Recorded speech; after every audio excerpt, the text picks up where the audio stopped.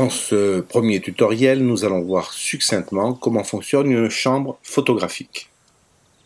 Voici une chambre Toyo bien implantée sur son pied particulièrement rigide. Face avant, l'objectif protégé par son capuchon, et sur la face arrière, une fois qu'on aura ouvert le volet, on apercevra la zone qui permet de faire la mise au point, c'est-à-dire le verre de visée.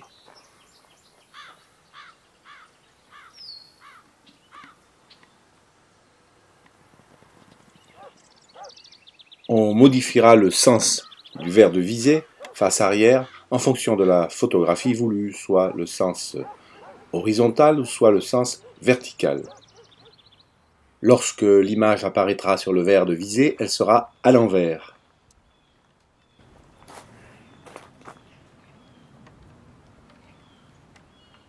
La mise au point se fera en allongeant ou raccourcissant le soufflet.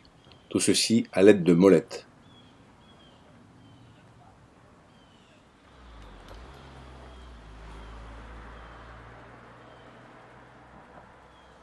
On pourra aussi modifier l'inclinaison du négatif, soit vers l'avant, soit vers l'arrière, ou même vers le haut, ceci afin d'améliorer les profondeurs de champ ou de modifier les perspectives, tout particulièrement dans les photos d'architecture.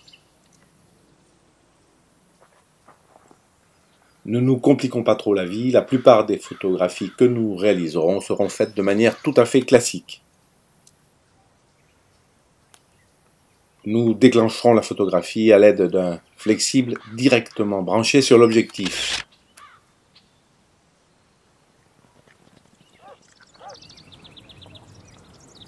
Ici la bague qui permet de régler les vitesses. Nous avons la pose B, très importante.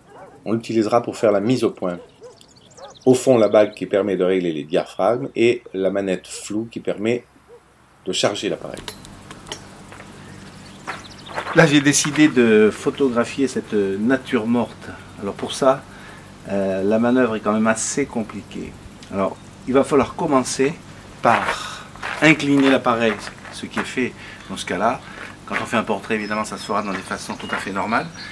Alors, on va ouvrir notre diaphragme au maximum pour y voir le mieux possible. Alors, j'ouvre le diaphragme au maximum.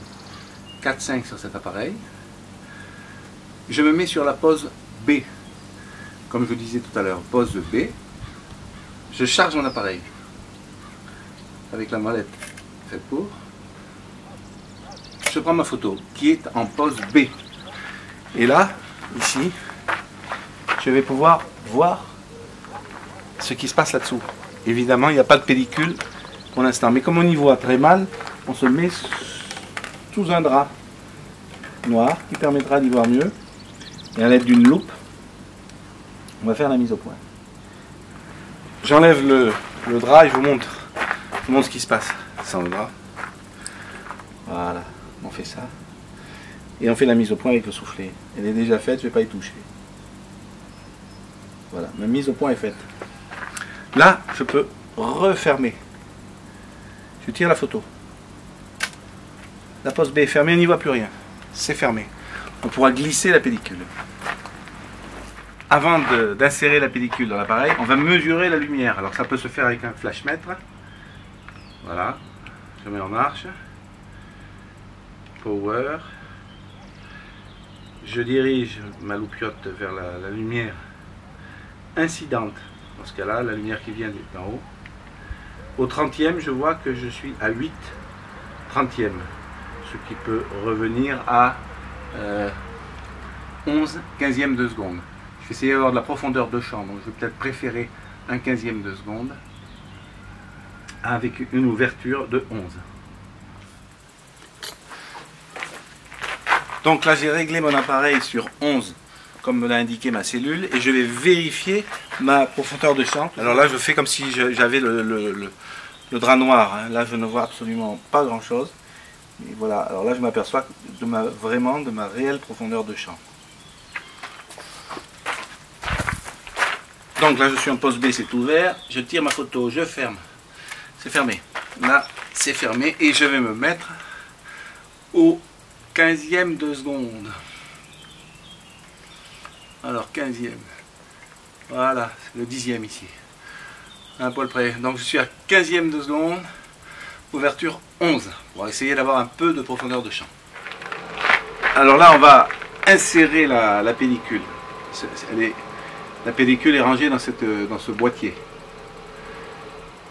Lorsque c'est blanc, ici, c'est que la pellicule n'a pas encore été imprimée. J'ai pas pris la photo. Je vais donc glisser ma pellicule derrière, dans le réceptacle prévu pour. Je glisse ma péloche. Elle y est. Alors là, je charge mon appareil. Je suis réglé comme prévu.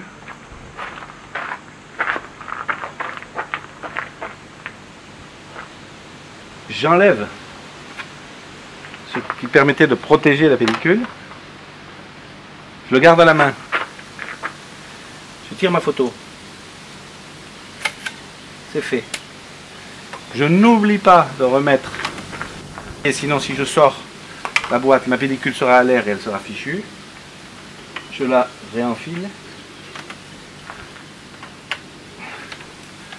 Côté noir. Voilà. Et là, je peux sortir ma pellicule sans danger. Elle est refermée. Là, on aura le côté noir, c'est le côté qui aura été imprimé, qui aura pris le... Et là, c'est le côté blanc. Lui sera encore neuf. J'ai 2 pellicules par boîtier.